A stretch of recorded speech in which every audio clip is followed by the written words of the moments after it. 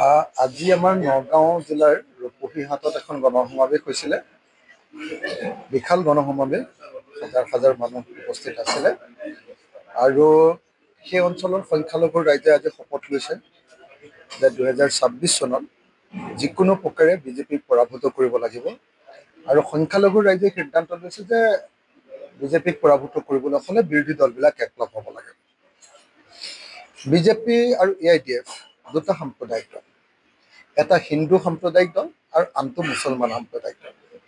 হিন্দু সাম্প্ৰদায়িক দলটো জীয়াই আছে মুছলমান সাম্প্ৰদায়িক দলটোৰ কাৰণে, আৰু মুছলমান সাম্প্ৰদায়িক দলটো অক্সিজেন পাই আছে হিন্দু সাম্প্ৰদায়িক দল। কিন্তু এই দুয়োটা সাম্প্ৰদায়িক দলে যেতিয়া চৰকাৰ গঠন কৰে বা যেতিয়া জিকি যোৱাৰ পাছত কিন্তু তেওঁলোকৰ হিন্দু মানুহৰ কাৰণে বিজেপিয়ে আৰু AIDFে মুছলমান মানুহৰ কাৰণে কাম নকৰে।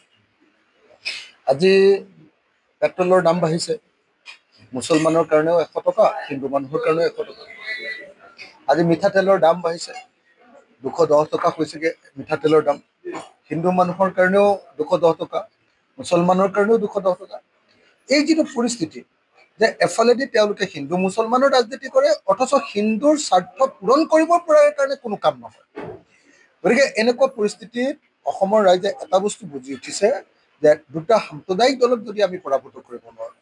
আমাৰ মাজৰ পৰা আঁতৰ কৰি দিব নোৱাৰোঁ AIDF আৰু বিজেপি, তেতিয়াহ'লে সদায় আমি এনেকুৱা হিন্দু মুছলমানৰ কাজিয়া কৰি থাকিম। আমাৰ ব্যৱসায় বাণিজ্য বেয়া হ'ব, আমাৰ বস্তুৰ দাম বাঢ়িব, আমি কোনোদিন কেতিয়াও কোনো ব্যৱস্থা উন্নয়নৰ কোনো ব্যৱস্থা কৰিব নোৱাৰিম। সেইকাৰণে আজিও এটা নগাঁও জিলাৰ সংখ্যালঘু প্ৰধান সমষ্টি ৰূপহীহাটত হাজাৰ হাজাৰ মানুহে সংকল্প লৈছে যে 2026 চনত আমি বিজেপিক পৰাভূত কৰাৰ লগতে এখন নতুন চৰকাৰ গঠন কৰিম, যিখন চৰকাৰত ৰাইজৰ দল থাকিব।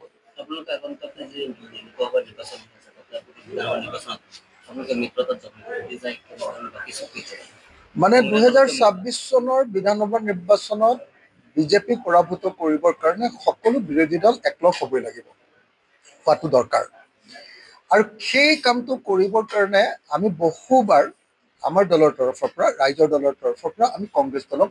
অনুৰোধ কৰিলোঁ, আহ্বান জনালোঁ, চব কৰিলোঁ, আৰু কৰিবলৈ আমাৰ বাকী নাই। যিমান কৰিব লাগে আমি হাজাৰবাৰ তেওঁলোকক ক'লোঁ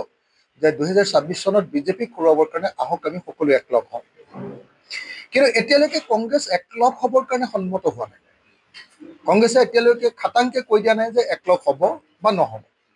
সেইকাৰণে আমি সিদ্ধান্ত লৈছোঁ, ৰাইজৰ দলে আমাৰ কৰ্ণধাৰ কমিটিৰ বৈঠক বহি সিদ্ধান্ত লৈছোঁ যে এতিয়াৰ পৰা ৰাইজৰ দলে কংগ্ৰেছ দলক একলগ হ'ব লাগে বুলি আমি আৰু অনুৰোধ বা আহ্বান জনাই নাথাকোঁ। আমাৰ নিজৰ দুৱাৰখন আমি বন্ধ কৰি দিয়া নাই, কিন্তু আমি বেলেগৰ দুৱাৰত আৰু কেতিয়াও মিত্ৰতাৰ কাৰণে খুট খাট মাৰি নাথাকোঁ, টোকৰ নামাৰোঁ। আমি কংগ্ৰেছক নকওঁ যে তোমালোক একলগ হোৱা, আহা, আমি অনুৰোধ কৰি নাথাকোঁ। আমাৰ দুৱাৰখন, মিত্ৰতাৰ দুৱাৰখন খোলা থাকিব। যদি কংগ্ৰেছ আহে তেতিয়াহ'লে মিত্ৰতা হ'ব, আৰু যদি কংগ্ৰেছ নাহে তেতিয়াহ'লে আমি অকলে এইবাৰ নিৰ্বাচনত আমাৰ নিজৰ শক্তি দেখুৱাই দিবৰ কাৰণে প্ৰচেষ্টা হাতত ল'ম। চাৰিওফালে উজনি হওক, নামনি হওক, বৰাক উপত্যকা হওক, পাহাৰ এলেকা হওক, সকলো এলেকাতে এতিয়া ৰাইজৰ দলৰ ব্যাপক সাংগঠনিক শক্তি বৃদ্ধি হৈছে। মানুহে ৰাইজৰ দলৰ প্ৰতি আস্থা প্ৰকাশ কৰিছে, মৰম প্ৰকাশ কৰিছে, আৰু 2026 চনত ৰাইজৰ দলক নোলোৱাকৈ কোনো দলে যে চৰকাৰ কৰিব নোৱাৰে,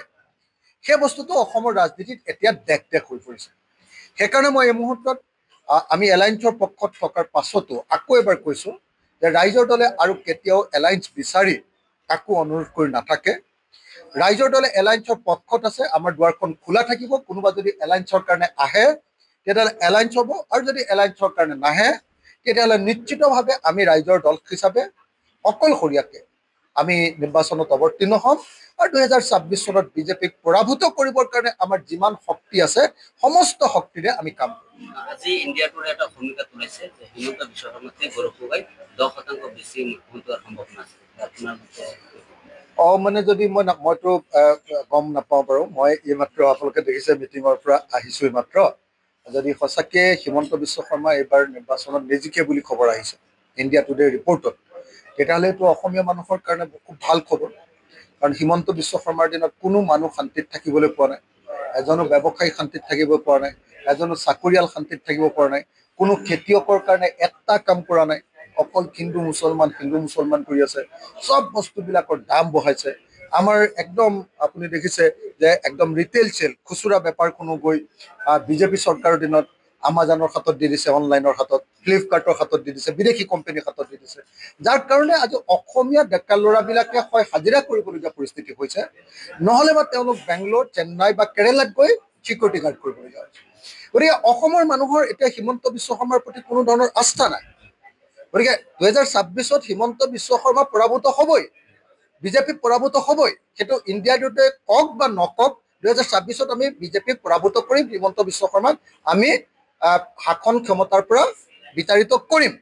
গতিকে মই ভাবোঁ যে যদি সেইটো ইণ্ডিয়া টুডেটো তেনেকুৱা খবৰ আহিছে তেতিয়াহ'লে ভাল খবৰ মই আশা কৰোঁ যে 2026 চনত অসমৰ মানুহে সাম্প্ৰদায়িক ফেচিবাদী হিটলাৰী হিমন্ত বিশ্ব শৰ্মাক খেদি দিব আৰু এখন নতুন চৰকাৰ আমি সকলোৱে মিলি কৰিব পাৰিম এই আশা মই প্ৰকাশ কৰিছোঁ মানে প্ৰফুল্ল মহন্ত চৰকাৰৰ দিনত বিজেপিয়ে যি গুপ্ত হত্যা কৰিছিলে অসমত কেন্দ্ৰীয় চৰকাৰে সেই একে গুপ্ত হত্যা এতিয়া অসমত হিমন্ত বিশ্ব শৰ্মাৰ নেতৃত্বত অসমত একে গুপ্ত হত্যা এনকাউণ্টাৰৰ ৰূপত চলি আছে আজি কোনোবা এজন অভিযুক্তক ধৰি লৈ যায় ৰাতিয়ে তেওঁলোকক গুলীয়াই হত্যা কৰি দিয়ে এইটো আইনৰ বিৰোধী সংবিধান বিৰোধী এইটো এটা গুপ্ত হত্যাকাণ্ড গতিকে এনেকুৱা ধৰণৰ গুপ্ত হত্যা যদি বন্ধ কৰিব লাগে তেতিয়াহ'লে আমি সকলোৱে ঐক্যবদ্ধ হ'ব লাগে আৰু বিজেপি চৰকাৰখনক বিতাড়িত কৰিব লাগিব খেদি পঠিয়াব লাগিব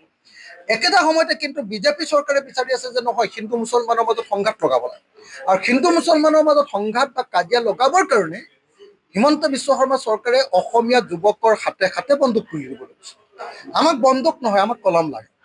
আমাক বন্দুক নহয় আমাক চাকৰি লাগে আমাক বন্দুক নহয় আমাক পথাৰত পানী লাগে আমাক খেতি লাগে আমাক ব্যৱসায় লাগে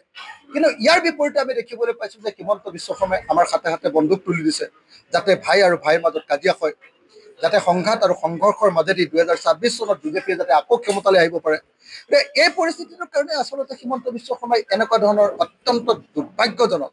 ভয়ানক কাম কৰিছে আৰু সেইকাৰণে 2026 চনত আমি হিমন্ত বিশ্ব শৰ্মাক ব্ৰহ্মপুত্ৰত দলিয়াই পেলাব লাগিব আমি ক্ষমতাৰ পৰা বিতাড়িত কৰিব লাগিব বিজেপিক ক্ষমতাৰ পৰা খেদিব লাগিব আৰু আমি সকলোৱে মিলি এখন বিকল্প চৰকাৰ তৈয়াৰ কৰিব লাগিব প্ৰশ্ন আপোনাৰ হাগ্ৰামৰ মহিলাই কৈছে অখিল গগৈ উজনিৰ মানুহ তেখেতে নাম মানিব হাগ্ৰামৰ মহিলাৰীয়ে গম পাইছে যেতিয়াই মই বিটিএডিলৈ গৈছোঁ লগে লগে তেওঁলোকে কিমান ভয় খাইছে আপোনালোকেতো চাগে গম পাইছে নহ'লেনো মোৰ নিচিনা সৰু মানুহ এজন সৰু পাৰ্টি এটা য'ত বিটিএডিত বিশেষ কাম বন নাই আমাৰ আৰম্ভ কৰিছোঁ মাত্ৰ সংগঠন বৰ বেছি নাই তাতনো মই সোমোৱাৰ লগে লগে ইমান ভয় খাই মোৰ ওপৰত কিয় বক্তব্য দিয়ে তেওঁৰ দিয়া বক্তব্যতে প্ৰমাণ কৰিছে যে ৰাইজৰ দলৰ তাত কিছু গণভিত্তি আছে ৰাইজৰ দলক মানুহে ভাল পায় আৰু আমি যদি যাওঁ তেতিয়াহ'লে এই 2 নম্বৰী কৰা যিবিলাক পলিটিচিয়ান আৰু 2 নম্বৰী কৰা যিবিলাক ৰাজনৈতিক দল তেওঁলোকৰ অলপ বিপদ হ'ব সেইকাৰণে আমাৰ বিৰুদ্ধে তেওঁলোকে BPF বা UPPL বা বিজেপিয়ে লগে লগে আমি গ'লে মই যদি ক'ৰবাত এটা সোমাওঁ লগে লগে প্ৰচাৰ হুলস্থুল কৰি অখিল গগৈৰ ওপৰত বিভিন্ন ধৰণৰ কথা কয় গতিকে মই ভাবোঁ যে বিটিএডি নিৰ্বাচনত আমি আমাৰ দলৰ তৰফৰ পৰা প্ৰাৰ্থিত্ব দিম 2জন বা 3জনো যদি জিকাব পাৰোঁ তেতিয়াহ'লে বিটিআৰ চুক্তিখন সম্পূৰ্ণৰূপে কাৰ্যকৰী কৰিবৰ কাৰণে ক'ম আনহাতে আকৌ তাত বিটিএডিৰ অনাবৰু ৰাইজখনৰ অজনজাতি ৰাইজখনৰ যিটো সমস্যা যে তাত ভূমিৰ অধিকাৰ নাই ভাষাৰ অধিকাৰ হেৰুৱাই গৈ আছে এতিয়া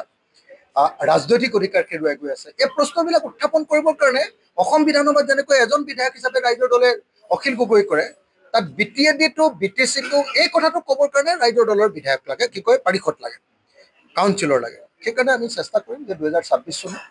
2025 চনত বিটিআৰত যি নিৰ্বাচন হ'ব বিটিচিত যি নিৰ্বাচন হ'ব তাত ৰাইজৰ দলৰ কেণ্ডিডেট দিম আৰু কেইজনমানকো যদি জিকাব পাৰোঁ তেতিয়াহ'লে যি জিকিব যি চৰকাৰ কৰিব বিটিআৰত তেওঁলোকক ধোঁৱা দেখুৱাই দিম